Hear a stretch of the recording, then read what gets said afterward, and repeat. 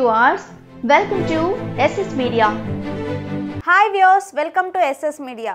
Janasena TDP పొత్తుల్లో భాగంగా సీట్ల ఎంపిక విషయంలో హరిరామ జోగయ్య పవన్ కళ్యాణ్ కు రాసే లేఖలు, వాటిలో ఉండే సూచనలు, చేసే హెచ్చరికలు చూసి టీడీపీ వాళ్లకు చిరాకు వస్తుంటే జనసేన వాళ్ళు మాత్రం లోలోపల సంబరపడుతున్నారు. అయితే ఆయన ఈ మధ్య కాస్త పట్టుబిడుపులు ప్రదర్శిస్తున్నారు. మొదట్లో ఏపీలో ఉన్న 175 సీట్లకు గాను 100 సీట్లలో టీడీపీ, 75 సీట్లలో జనసేన పోటీ చేయాలని కోరిన జోగయ్య అనంతరం కాస్త తగ్గి 60 సీట్లు జనసేనకు కేటాయించాలని డిమాండ్ చేశారు. కనీసం 50 సీట్లు తగ్గకూడదని, తగ్గితే కాపు ఓటు బ్యాంక్ టీడీపీకి షిఫ్ట్ అవ్వదని సంచలన వ్యాఖ్యలు చేసి పొత్తును ఇరుకున పెట్టేశారు. తాజాగా ఇంకాస్త తగ్గిన జోగయ్య ఫైనల్ గా 41 అసెంబ్లీ, 6 ఎంపీ సీట్లు తీసుకోవాలని పవన్ ని కోరుతున్నారు. ఇది లేటెస్ట్ డిమాండే కాదు, లాస్ట్ డిమాండ్ కూడా అంటున్నారట.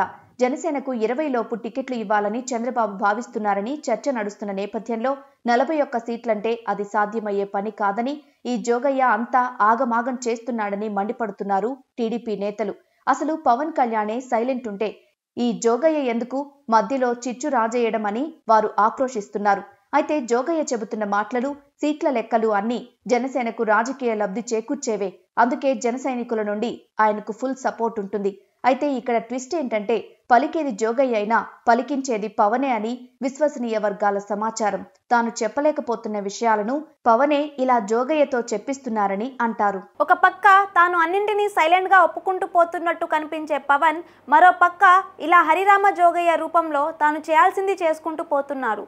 మొత్తానికి ఫక్తు రాజకీయ నాయకుడుగా మారిపోతున్నారు జనసేనాని.